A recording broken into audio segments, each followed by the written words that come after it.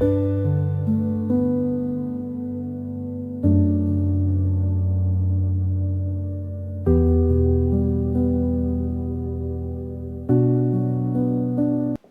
la palabra del Señor, verso 8. Había pastores en la misma región que velaban y guardaban las vigilias de la noche sobre su rebaño. Y he aquí, se les presentó un ángel del Señor, y la gloria del Señor los rodeó de resplandor, y tuvieron gran temor. Pero el ángel les dijo: no temáis, porque he aquí os doy nuevas de gran gozo, que será para todo el pueblo, que os ha nacido hoy en la ciudad de David un Salvador, que es Cristo el Señor. Esto os servirá de señal: hallaréis al niño envuelto en pañales, acostado en un pesebre. Y repentinamente apareció con el ángel una multitud de las huestes celestiales que alababan a Dios y decían: gloria a Dios en las alturas, y en la tierra paz, buena voluntad para con los hombres.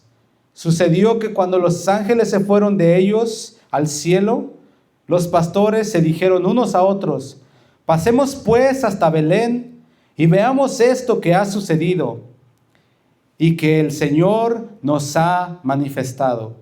Vinieron pues apresuradamente y hallaron a María y a José y al niño acostado en el pesebre. Y al verlo, dieron a conocer lo que se les había dicho acerca del niño. Hasta allí. Vamos a orar. Padre, te damos gracias una vez más, Señor, en esta tarde por tu palabra, Señor, que vamos a exponer el día de hoy. Te rogamos, Señor, que hables a nuestro corazón, que acomodes, Señor, cada palabra, Señor, de acuerdo a la necesidad, a la condición de cada corazón. Que podamos tomar nuestra parte, Señor, y servirnos de tu mesa.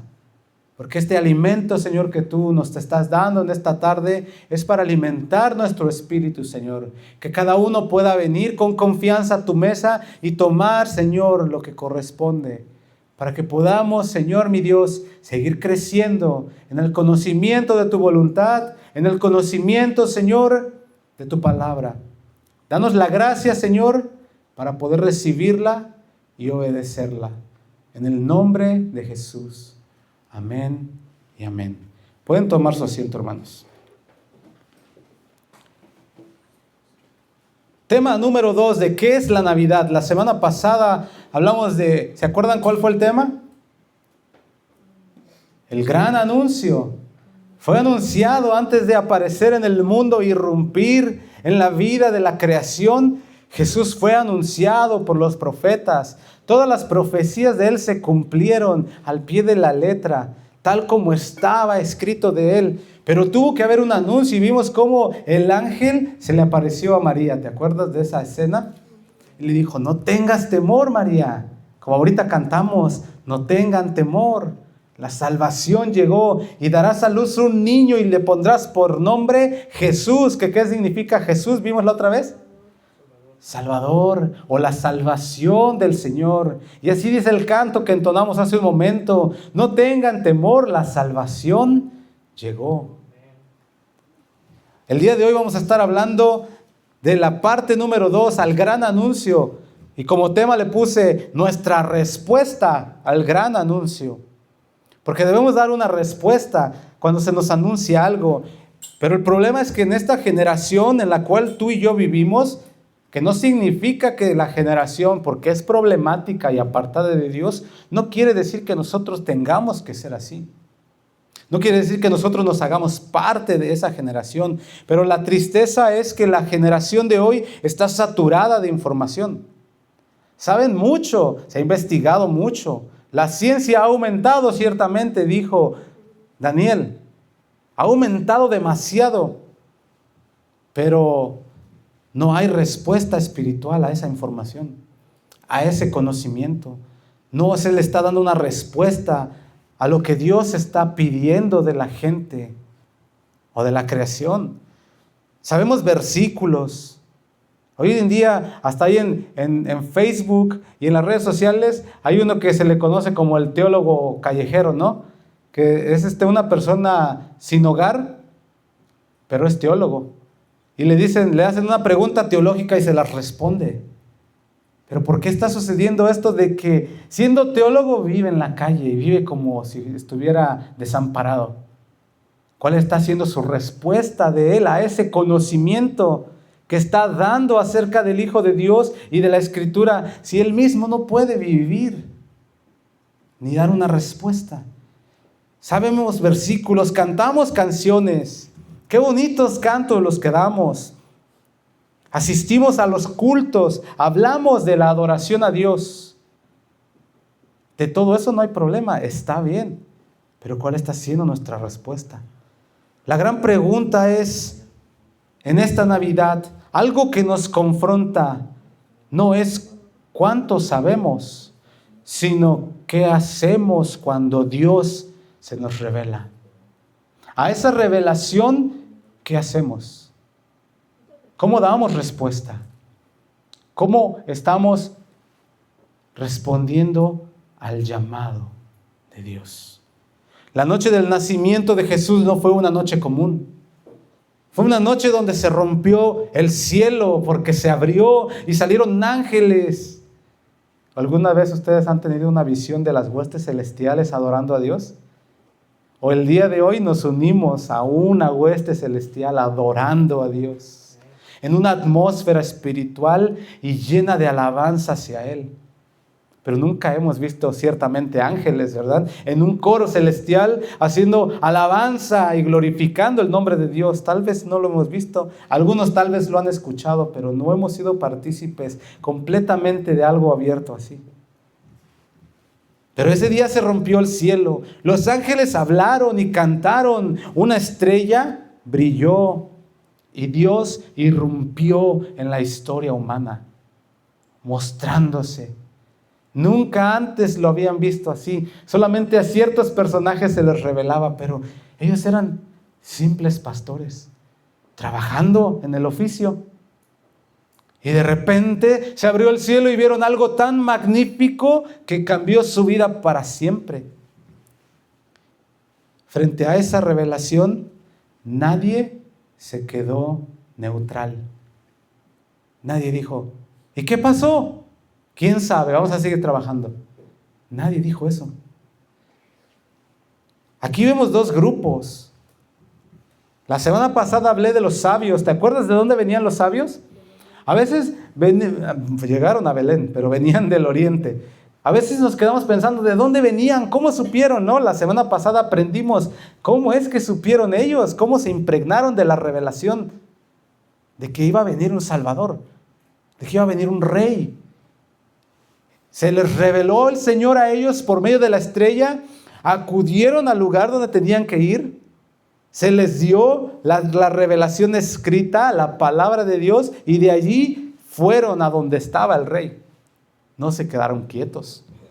El día de hoy vamos a hablar acerca de otro grupo. Ya no solamente los sabios extranjeros venidos del oriente, sino pastores humildes en los campos de Belén.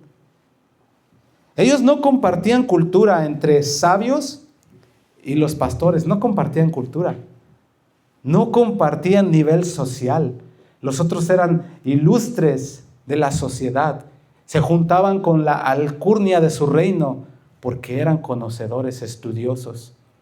Pero los pastores estaban en un nivel social bajo.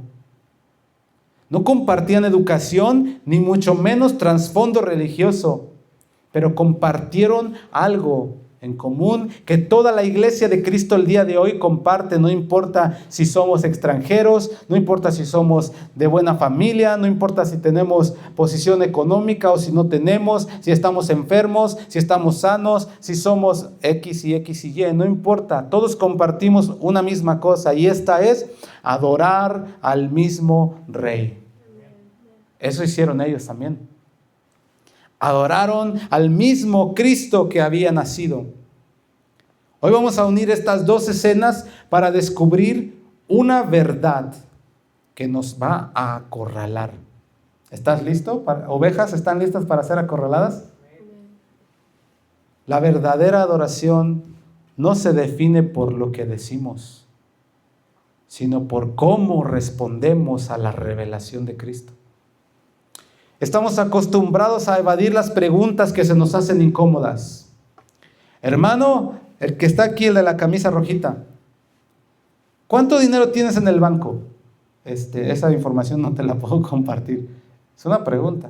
Hermana de aquí, del suétercito café, ¿me puedes apuntar en un papel el número de tu seguro social? Por favor. ¿Qué van a decir? No, esas preguntas son incómodas. Algunos dicen, hermanos de allá atrás, a ver, los que están sentados allá atrás, ¿me pueden compartir cuántos años tienen? ¿Para qué? Dice. Bueno, algunos dirían que sí, pero algunas otras personas dirían, no, ¿por qué? ¿Dónde viven? ¿Cuál es tu número de teléfono? Hay información que a veces evadimos porque se nos hace incómodo, pero algunas otras veces las noticias o preguntas o anuncios que recibimos, ya sean familiares, laborales, personales, nos dejan tan sorprendidos que simplemente no podemos decir nada. Hermano, el de la camisa rojita otra vez, tienes cáncer terminal. ¿Cómo se queda? Totalmente frío. Hermanos, los de allá atrás, es especulatorio, no estoy hablando. Se acaba de morir su papá. Hermana, la de aquí del Seguro Social, ¿tú dejaste tu carro parqueado aquí atrás? Ve a ver porque ya te lo chocaron. Está destrozado. ¿Cómo se queda? Acabo de estar en un momento glorioso de adoración y me impactan con una noticia así. A veces esa es nuestra respuesta, simplemente nos quedamos sin decir nada. Pero a este anuncio que estamos hablando, del cual el Señor nos explicó y nos dio unas referencias de por qué se dio, para quién se dio, este anuncio sí exige una respuesta de parte de nosotros, y es una respuesta que debe venir del corazón. Os ha nacido un Salvador, el Cristo. ¿Cuál es tu respuesta? ¿Y a mí qué? Yo no lo necesito, dice mucha gente. ¿Y eso qué tiene que ver conmigo? Yo estoy muy ocupado ahorita. Y esa es la respuesta que a veces las personas dan. Necesitas un Salvador, necesita haber en tu vida rescate y redención. Yo no tengo tiempo para la redención ahorita. Estoy muy ocupado. Tengo muchos planes que realizar. Tengo muchos proyectos que alcanzar. Ahorita no. Está viendo una respuesta negativa, ciertamente. Pero de parte de aquellos que se les fue anunciado y dicen, no, yo sí necesito. Debe de haber una respuesta favorable. Yo sí necesito ese Salvador. Este mensaje revelado al mundo sobre Jesús demanda que se le dé una respuesta. Un sí o un no. Y esa es la encrucijada en la que se encuentra el mundo en el que vivimos el día de hoy. Cristo Jesús vino a dar salvación, pero la mayoría de la gente dice, yo no quiero. Dice la Biblia, porque la luz vino al mundo, pero el mundo amó más las tinieblas que la luz. Tomaron una decisión. Dieron una respuesta. La respuesta que tú y yo y que el mundo necesita dar debe de llevarnos a tomar acción, a que haya un movimiento en nosotros. ¿Qué voy a hacer después de esto? ¿Qué voy a hacer? Estamos en vísperas de un año nuevo, ¿no? Y comúnmente en el año nuevo decimos, este año voy a hacer cosas distintas. ¿Cuál sería lo distinto? ¿Cuál es la más común de todas en el nuevo año? Ir al gimnasio, dice, bajar lo que subimos las últimas 2 semanas del año, ¿no? Tamales, carnita y esto y aquello. Pero ¿qué vamos a...? ¿Cómo? Esa respuesta damos, pero ¿qué exige de nosotros esa respuesta? Acción, movimiento, hay que hacerlo. Alguien no puede escuchar las buenas nuevas de salvación y simplemente no hacer nada. Quedarse inmóvil, impávido. A veces las personas dicen, sí, yo creo en Jesús.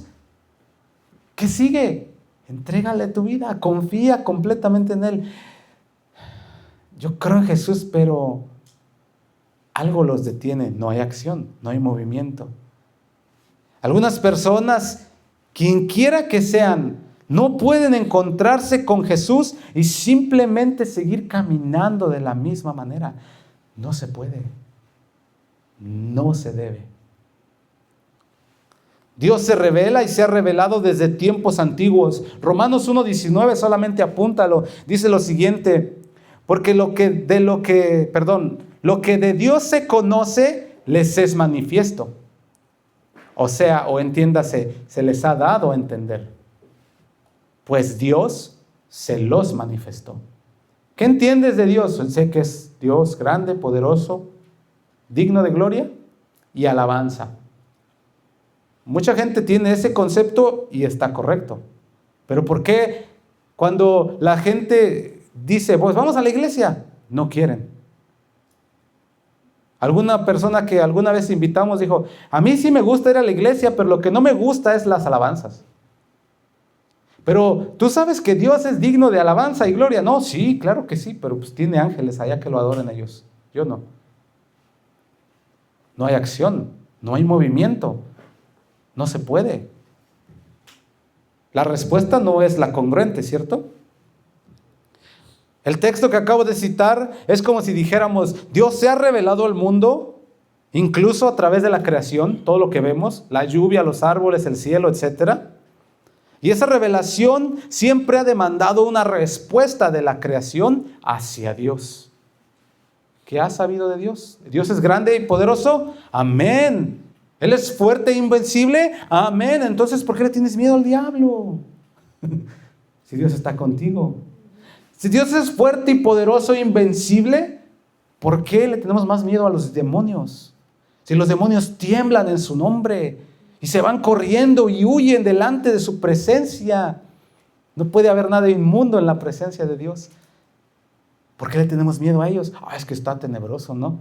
Pues, en el nombre de Jesús, fuera. No, la gente se estanca, no hay una respuesta, no hay movimiento. Dios se ha revelado incluso a través de la creación, pero demanda una respuesta, esencialmente de los seres racionales de la creación. ¿Cuántos seres racionales de la creación están aquí? ¿Qué significa racional? Que piensan. ¿Cuántos de aquí piensan? ¿Usan su cerebro? Amén, dijo el hermanito de allá atrás. Amén. Por eso nos los dio el Señor el cerebro para pensarlo. Especialmente a nosotros que pensamos, Dios nos demanda una respuesta. Nosotros los seres humanos, pero tristemente la respuesta de la humanidad hacia Dios es no te quiero. Desprecio, burla, odio en contra de Dios, a pesar de la revelación. Pero ha sido Dios quien tomó la iniciativa para reconciliar al mundo con Él mismo. Jesús fue enviado para eso, para restaurar esa relación rota, y todo comenzó con el anuncio. Ahora, ¿cuál es la respuesta que Dios espera? Averigüémoslo. Lucas 2:9, ahí es donde estábamos leyendo. ¿Están listos?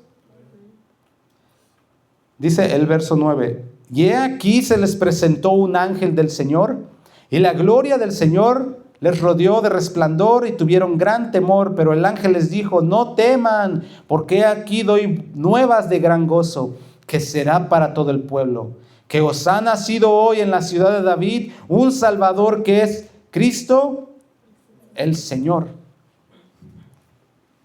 La revelación a los pastores es una gracia que desciende del cielo, porque los cielos se abrieron y salieron seres celestiales a dar el anuncio, la revelación. Aquí la palabra donde dice se les presentó es la palabra efistemi en el original, y esa palabra significa irrupción repentina. Algo que simplemente sucedió. ¿Alguien de ustedes planeó aceptar al Señor? ¿O simplemente sucedió en su vida? Así, esa es la palabra. Un de repente sucedió en nuestra vida algo. Vino la revelación, vino el entendimiento, vino la necesidad de un Salvador y tuvimos que dar respuesta. Y la palabra Salvador, donde dice ahí, os ha nacido en la ciudad de David un Salvador, esa palabra significa título imperial de gobernante, un señor, un gobierno. ¿Y a quién se lo está dando? A Jesús. ¿Qué es lo primero que necesitábamos nosotros? Salvación. Un Señor, un Rey. Pregunto a la iglesia y a muchas personas que a veces en el caminar he conocido, ¿cuántas veces has equivocado tu camino con decisiones que tomaste tú? Tú como rey de tu vida, tú como gobernante de tu vida, ¿cuántas veces te has equivocado? Muchas. Y si muchas veces nos hemos equivocado, llega el rey a nuestra vida y nos empieza a dictar, porque eso hacen los reyes, ¿no? Dictan órdenes.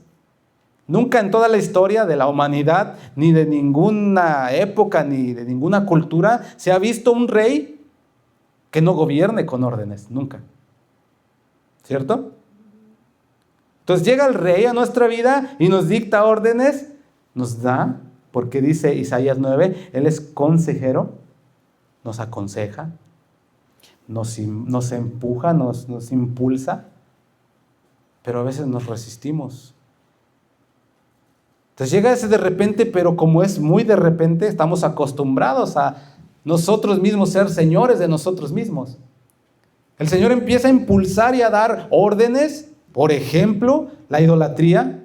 Algunas personas batallan, si tú no batallaste con la idolatría, muy bien, pero algunas personas batallan con la idolatría. ¿Qué? ¿Los ídolos? No, la posición que le das a las cosas. Porque muchos dicen, es que es mi carro. Tenía su carro de idolatría, lo chocaron y cuando se chocó el carro se descompuso la vida. Algunos tienen otro tipo de ídolos que van ahí cayendo. Entonces se revela el Señor a tu vida en un de repente y dice, yo soy Señor, yo soy Rey, yo doy las órdenes. Ok, Señor, ¿y qué quieres que haga? Pues primero deshazte de toda tu idolatría. Porque yo soy Dios y no comparto mi gloria con nadie. Y viene el primer zarpazo, ¿no? El primer desafío. ¿Sí o no? ¿Qué respuesta vamos a dar? Es que no estoy espiritualmente preparado para eso. Mira, los pastores no estaban preparados. Estaban trabajando. Dios no esperó a que los pastores estuvieran espiritualmente preparados. Él descendió a ellos y se mostró la revelación. Viene un Salvador. Pero yo estoy trabajando, Señor. Hay personas que Dios se revela la vida de ellos de manera directa y sin ambigüedades. Te estoy llamando a ti, no al vecino, a ti. ¿Cuántos dicen amén? Dios te está llamando a ti. Y en cualquier área de su vida Dios se revela, ya sea una dificultad, en el trabajo, en la familia, en la salud. Dios irrumpe en la vida y se muestra y se revela para ser conocido. Yo soy Dios. Para mí no hay nada imposible. Sanados de cáncer, familias que estaban a punto de romperse, restauradas. Hombres llenos de vicios, liberados completamente. Atados a muchas perversiones, Dios los liberó. Dios sigue pudiendo liberar a las personas. Él es Dios, no cambia.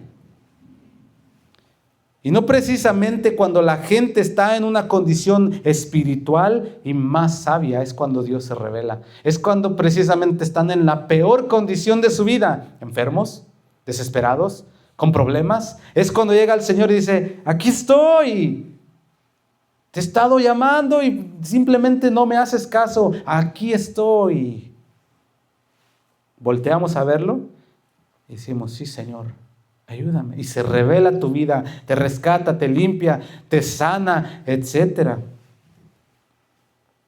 Es cuando las personas están más enfocadas en su día a día en su rutina, en sus planes, cuando llega el Señor y dice, aquí estoy.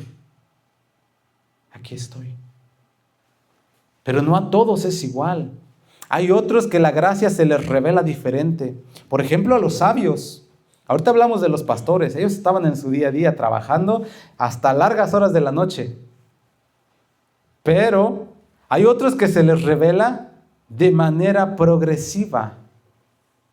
En Mateo 2:2 simplemente apúntalo, habla de los sabios, dice, porque su estrella hemos visto en el oriente y venimos a adorarle. A eso venimos, a adorarle. La revelación es progresiva porque un día vieron una señal en el cielo, la siguieron y eso los llevó a comenzar una búsqueda persistente de qué significa eso. Y las escrituras confirman el lugar a donde llegaron.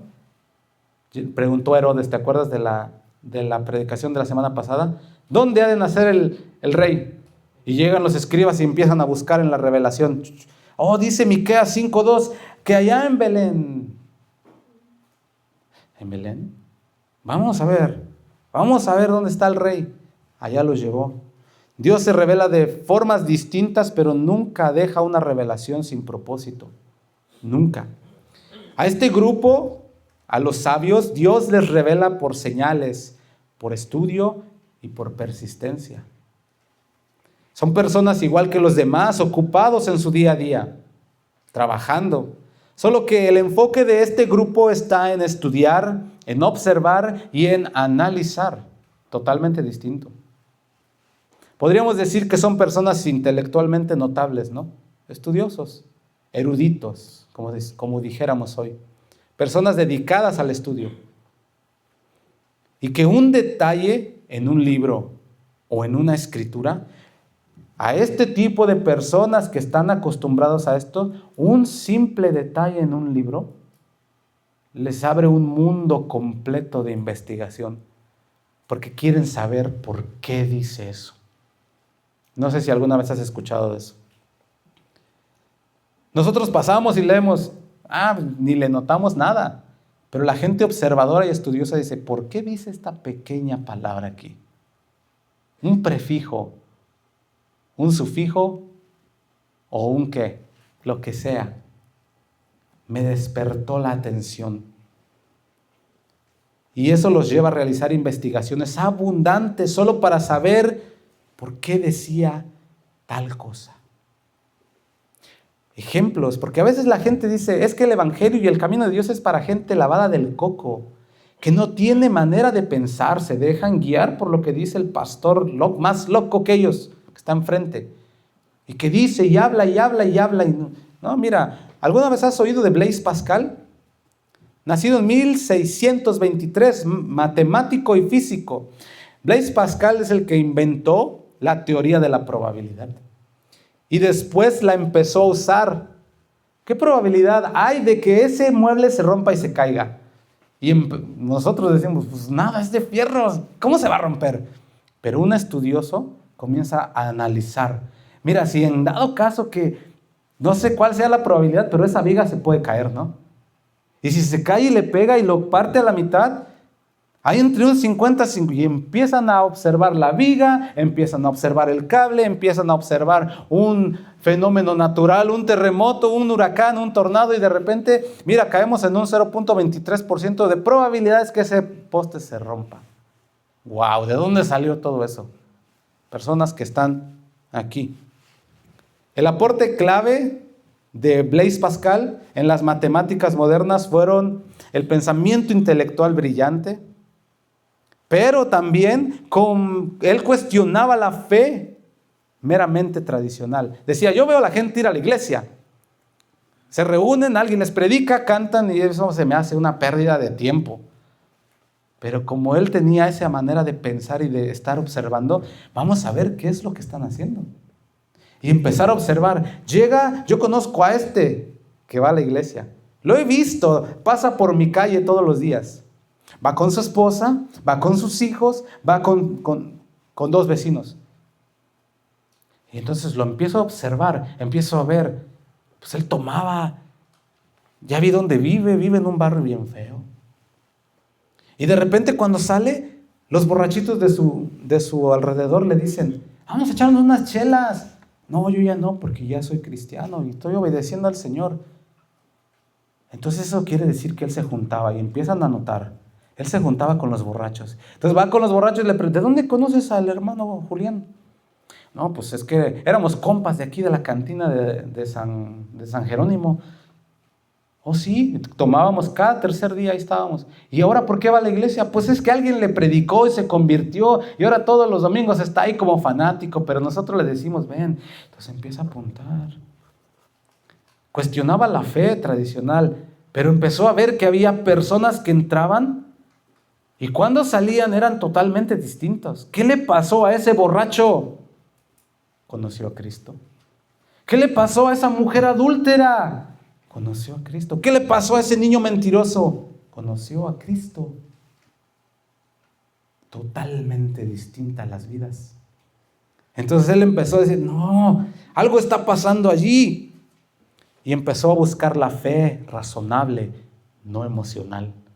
Porque por otro lado iba a otra iglesia y decía, bueno, pues en esta misma iglesia hay otro hermano que todos los domingos también pasa igual, por mi casa.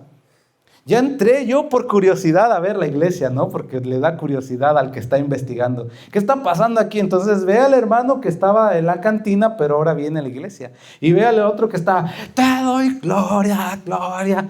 Y cuando sale, lo ve que le va pegando a su hijo, le va agarrando la oreja, le grita a su mujer, le dice a aquel que no sirve para nada, le saca el dedo al del carro y dice, algo está pasando aquí. Porque Julián, que no estaba gloria y gloria, está transformado. Pero aquel que estaba te doy gloria, gloria, al salir era diferente.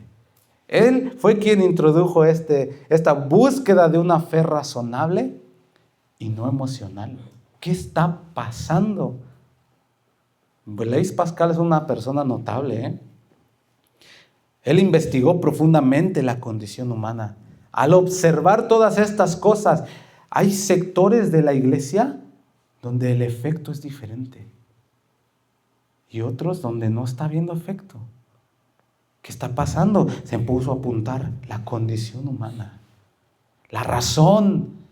O alguna vez en algún estudio en esta congregación hablamos que Dios no está peleado con la razón. Al contrario, quiere que uses más y más tu pensamiento para conocerle. ¿Cierto?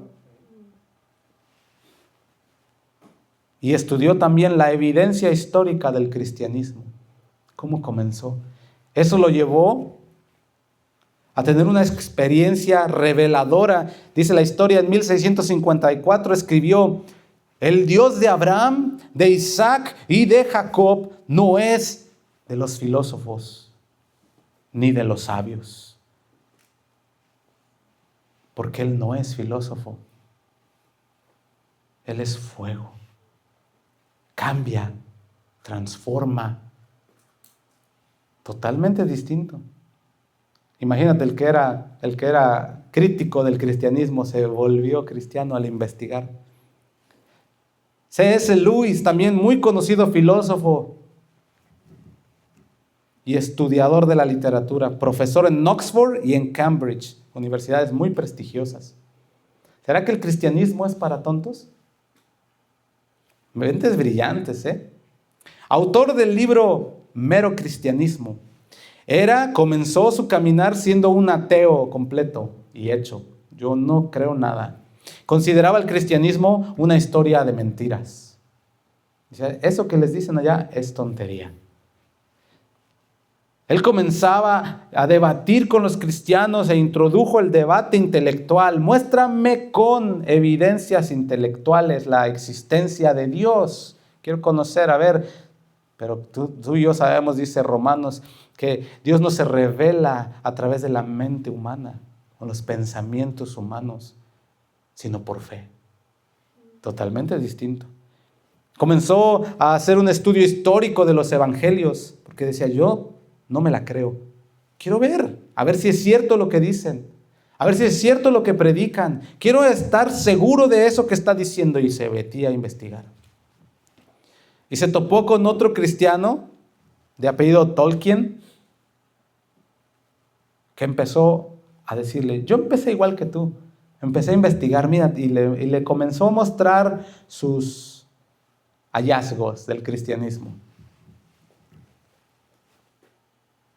Este C.S. Lewis, al final de su investigación, escribió, me rendí y admití que Dios es Dios. Su famoso argumento, tú lo puedes buscar, es famoso en internet. Jesús no puede ser solo un buen maestro. O es mentiroso, o es loco, o es Señor. 3. Él encontró a Jesús como Señor.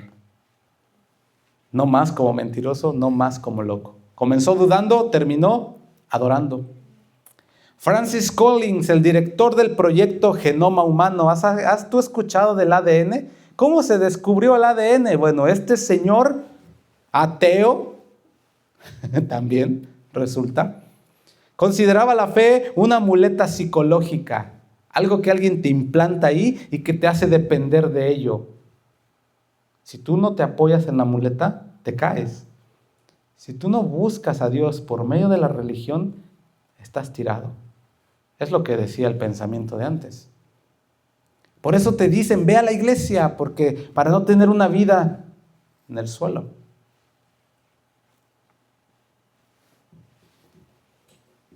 Él investigó, leyó los escritos de C.S. Lewis mientras trabajaba en su estudio científico del ADN, observó el orden moral y la ley natural. Al final terminó escribiendo un libro llamado El lenguaje de Dios, donde dice lo siguiente, la ciencia es el lenguaje de Dios. ¿Se convirtió? Encontró a Dios.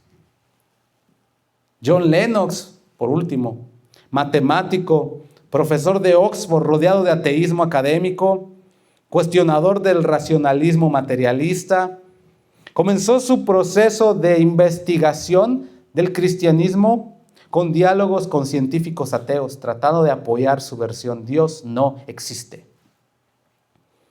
Análisis lógico de la cosmovisión cristiana, donde decía, ¿por qué creen lo que creen? ¿Por qué ustedes profesan y hacen tales cosas? ¿Dónde está basada su fe? Muéstrame. Y comenzaba cuestionando. Al final de su camino escribió, la fe cristiana no apaga la razón, la enciende. Porque para poder entender todo eso, hay que creerlo. Y una vez que lo crees, se ilumina todo tu camino. John Lennox, Ahora, después de ver esto, tal vez nosotros no somos intelectuales. No nos sentamos y vemos en un libro un mundo de letras y de revelaciones que tal vez nos dejan impávidos y decir, wow. Tal vez no somos así. Tal vez somos sencillos como los pastores, que estamos trabajando. ¿Cuántos de aquí trabajan? En tu día a día se revela Dios. Cada respirar, ¿te acuerdas del otro día de la lección que estábamos, o un ejemplo que di? Que un maestro les decía a sus alumnos, cada vez que salgan, noten los pequeños detalles. Y uno decía, yo venía caminando y noté, porque vi un niño que estaba con un respirador y decía, que yo no tengo dificultad para respirar. Y le hice así y pude notar ese pequeño detalle. A veces pasamos por las calles y en serio, no notamos los mínimos detalles. Vemos gente pidiendo dinero y lo primero que tal vez podemos pensar es, ¿por qué estará así esa persona? Cuando podríamos decir, Señor, gracias porque tú me bendices. Yo tengo alimento en la casa. Yo tengo un techo. Tengo un carro. Tengo ropa. A veces yo paso por puentes abajo, por allá en Chicago, y veo los campamentos de vagabundos. En el friazo que apenas hizo el mes pasado.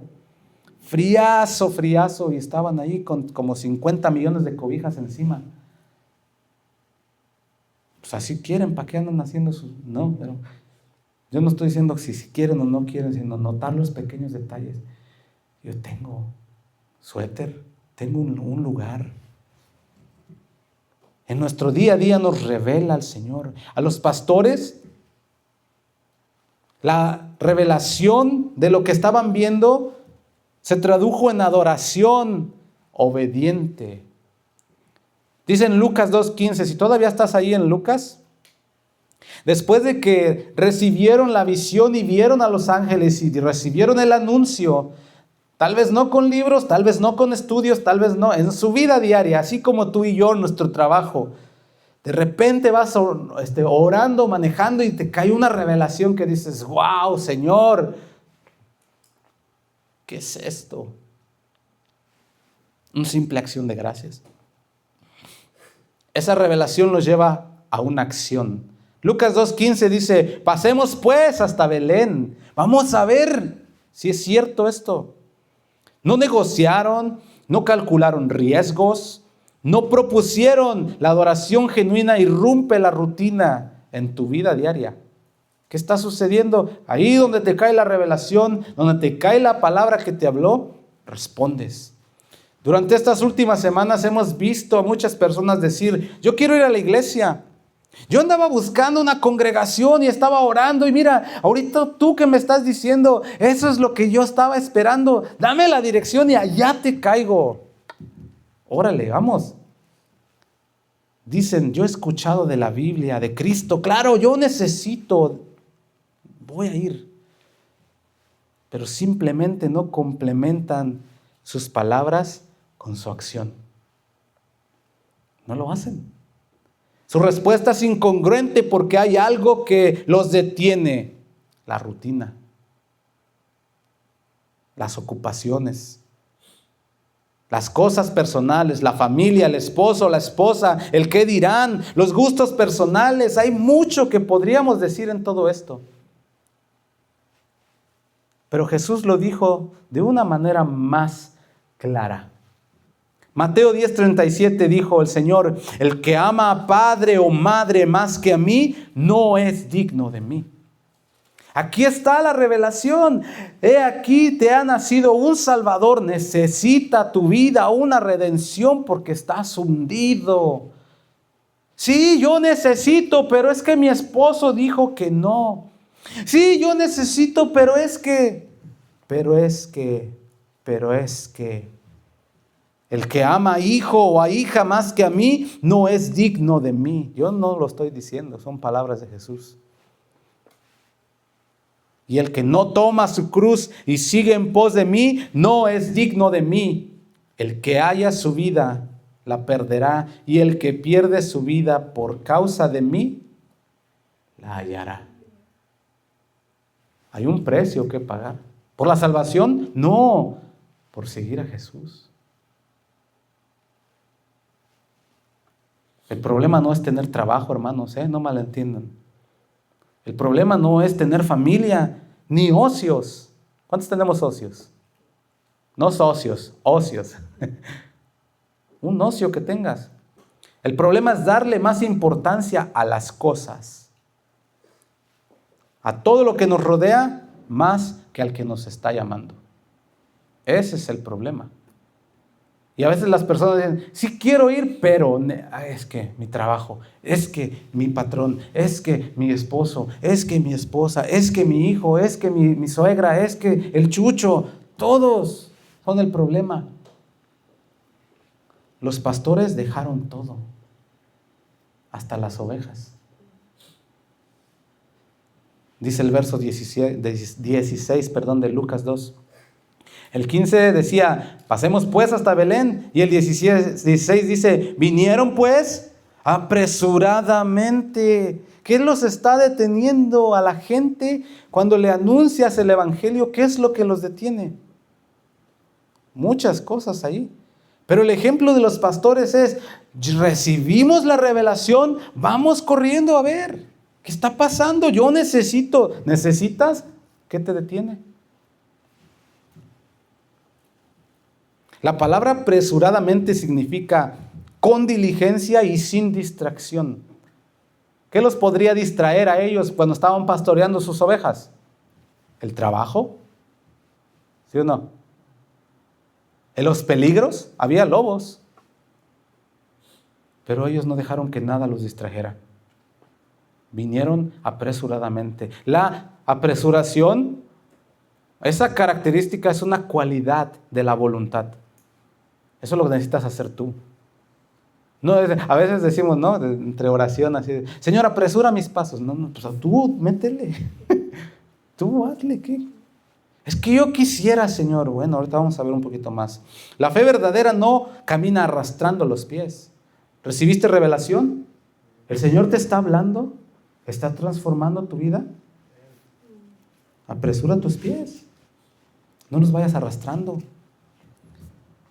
¿Hay algún creador de contenido, de videos en las redes sociales? Tal vez lo hayas visto o lo hayas escuchado. Este personaje esconde dinero o cosas de valor en la calle. ¿Sí lo has visto? Que pone sus videos y enseña, no sé, un rollo de $500 o unas llaves de un carro y dice, las voy a esconder aquí. Y pone, y por decir, abajo de ese, ahí las puso. Y el primero que llegue se los lleva.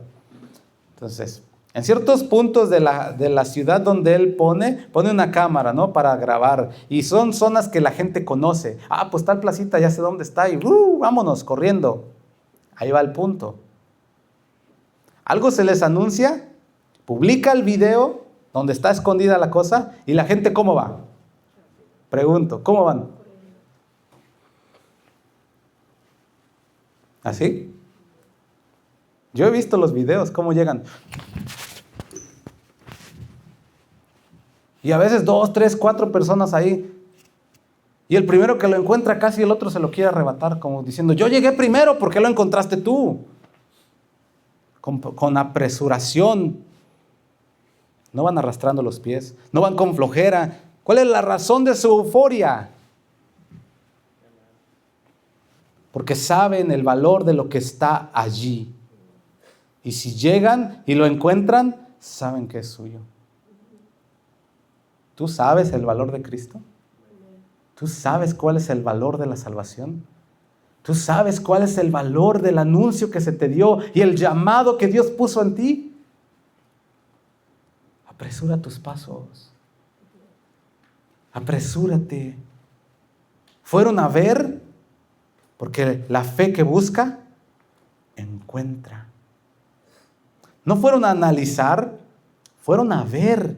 Creer bíblicamente es moverse hacia Cristo. Yo sé que el llamado que pusiste en mí, Señor, pero no sé cómo hacerle. Ve a Cristo. Ya hemos analizado bastantes veces qué es lo que es ir a Cristo. Ve a la palabra, ve a la revelación, ve a la Escritura. A veces vemos la vida de algunos héroes de la fe como una vida inalcanzable. ¿A quién no le gustaría ser como Samuel? ¿Has oído a Samuel? Aquí está la iglesia, si se quieren quedar ahí pueden poner un catre. ¿A quién no le gustaría ser como Moisés? Como Noé, como Enoc, como Pablo, como Santiago, como Juan, que se recostaba en el pecho del Señor. ¿No les gustaría?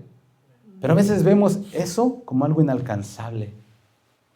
Pensamos que solo a ellos les pudo pasar el cambiar y llegar a ser lo que fueron en el Señor. Pedro era pescador. Terminó siendo predicador y líder de la iglesia en Jerusalén. ¿Qué eras tú? Ahí ponle en tu mente, ¿qué es lo que tú eras? ¿Crees que es imposible?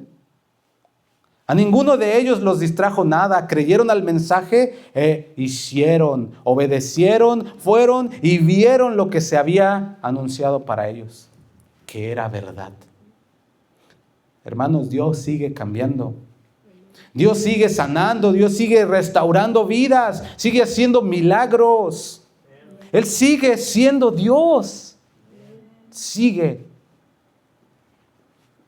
Pero ¿qué está pasando en el mundo, en la iglesia, alrededor? Lucas 2:20. Después de que fueron y vieron, testificaron. Dice el verso 20. Volvieron glorificando y alabando a Dios. Los pastores no trajeron regalos, se ofrecieron ellos mismos como un regalo.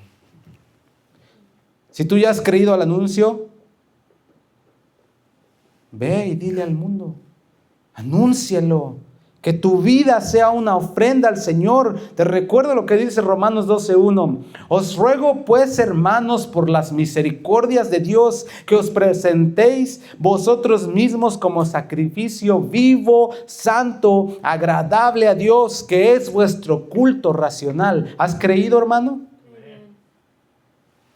Preséntate tú mismo como una ofrenda. ¿Qué significa racional? ¿Te has preguntado alguna vez? Que esto sea vuestro culto racional. La palabra racional viene del griego lógicos. ¿Te suena? Lógico. Que tu sacrificio de tu propia vida como adoración a Dios sea el culto más lógico que le ofreces a Dios. No, pero ya voy a la iglesia. No, fíjate lo que dice Romanos. Tú.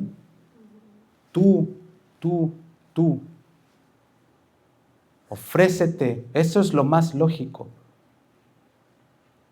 Porque si Dios me salvó, me limpió, me fortalece, me bendice, a todo esto todos podemos decir que sí, ¿verdad? Me ama, me sostiene, me consuela, me corrige, me guía. ¿Quieres que siga? Si Él hace todo eso por mí, ¿cuál es mi respuesta más lógica a eso? Cada quien respondas. Esa debe ser mi respuesta lógica. ¿Cuál fue la respuesta de los pastores?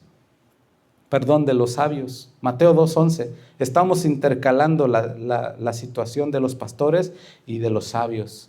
Mateo 2:11. Cuando ellos llegaron donde estaba el niño, envuelto en pañales, postrándose, le adoraron. Eso dice el verso 11. Postrarse aquí significa en el original reconocer la autoridad absoluta del rey. Les recuerdo, era simplemente un bebé en ese entonces. Y llegaron personas ilustres, sabios, conocedores, estudiosos, y se postraron, lo adoraron. Es una respuesta lógica a la revelación. Abrieron sus tesoros. Habla de una adoración sacrificial. Uno de ellos ofreció oro. El oro se ofrecía solamente a los reyes. Y al esta persona ofrecer oro estaba diciendo, tú eres el rey. Tú eres el de la autoridad. Tú eres el que gobierna. Tú eres el Señor. Yo vengo de un reino lejano donde hay un rey, pero aquí venimos a ver al Rey del cielo. Y si tú estás en los cielos, eres el Rey de los cielos, estos pobrecitillos de aquí, ¿qué pueden hacer? Sí, los honramos. ¿Quién de aquí no respeta la autoridad? Hay que respetarla, Romanos 13, pero a Él hay que respetarlo más. A Él hay que honrarlo más. A Él hay que obedecerlo más, porque Él es el Rey. Al ofrecer oro está diciendo, Señor, yo me someto a tu señorío. Esa es una respuesta racional del pueblo de Dios. Yo me someto a tu señorío. El incienso, uno de ellos dio incienso. El incienso era exclusivo para la divinidad, para Dios. Declarado en Éxodo 30, que solamente a Dios se le debía quemar incienso.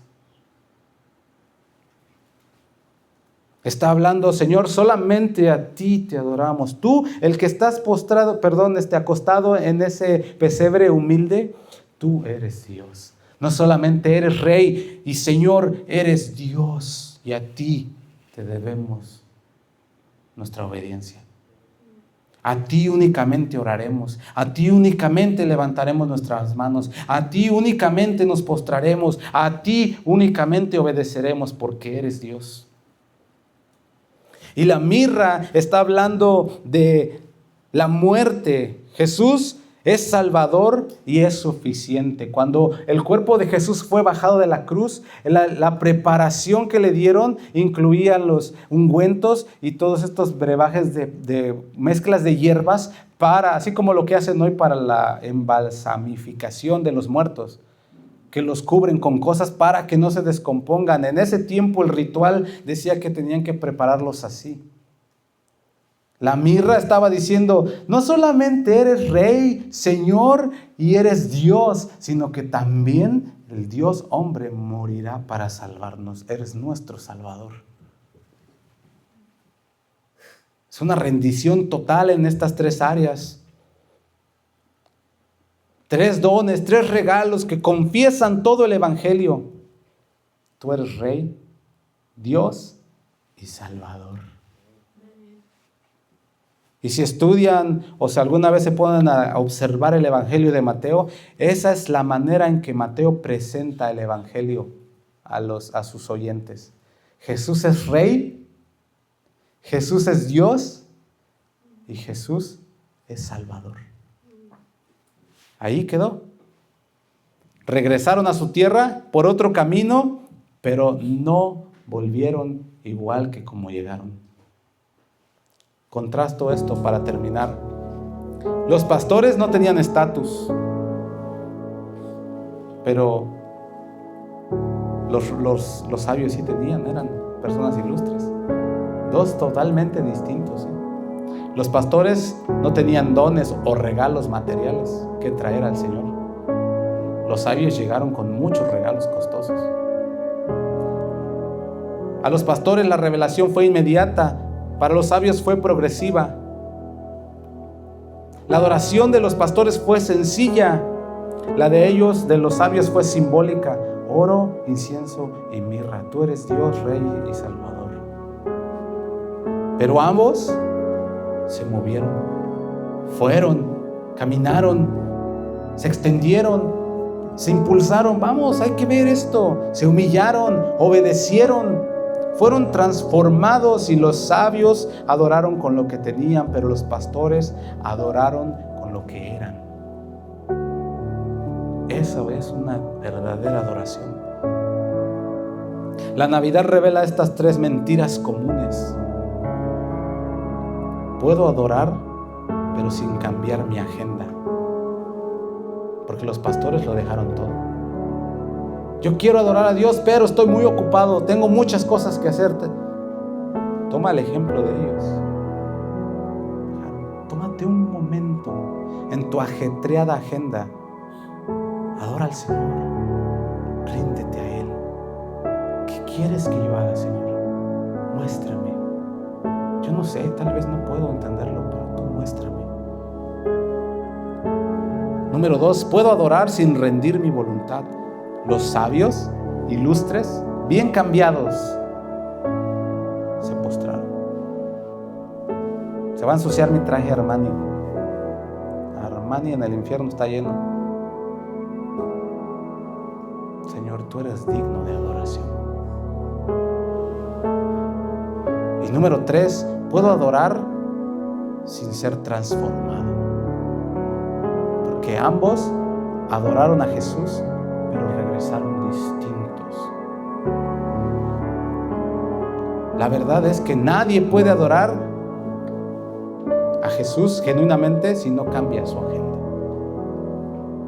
Nadie puede adorar sin rendir su voluntad, porque eso no es adoración. Y nadie puede adorar sin ser transformado. Si tu vida dice lo contrario a tu adoración, no es adoración. Preguntas que nos acorralan. Dije al principio que nos íbamos a acorralar, ¿no? Ya voy a terminar. ¿Qué dejaste por Cristo? Eso solamente tú y Dios lo saben. ¿Qué es lo que dejaste por Cristo? ¿Con qué urgencia respondes cuando Dios te habla? ¿Tu adoración te mueve o solo te emociona?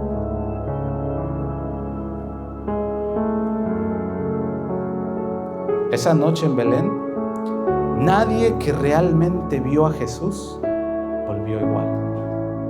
Nadie. No basta con cantarle al niño. No basta con hablar del Rey. No basta con saber del Salvador. La revelación siempre exige una respuesta. ¿Cuál va a ser la tuya? Hoy Cristo no busca oro literal, aunque en algunos lugares te van a decir, vende todo lo que tienes y tráelo al altar. Dios no busca, Jesús no busca tus posesiones materiales, quiere tu corazón, quiere tu vida, quiere tu voluntad, quiere tu rendición. Él no busca incienso físico o mirra física, busca una vida rendida, una vida urgente donde urgentemente buscas a Jesús para que te transforme, para que te cambie. Solamente Él lo puede hacer. Solamente Él puede transformar un corazón, una vida, un pensamiento. Él busca una adoración que te cueste la vida. Ouch. Ouch. Como los pastores, ¿debes dejar algo? ¿O como los sabios, debes rendir algo? La pregunta final no es si Jesús nació. La pregunta es, ¿qué vas a hacer tú con la revelación que has recibido? Porque la adoración que no transforma tu camino nunca puede ser llamada adoración. Pongámonos de pie.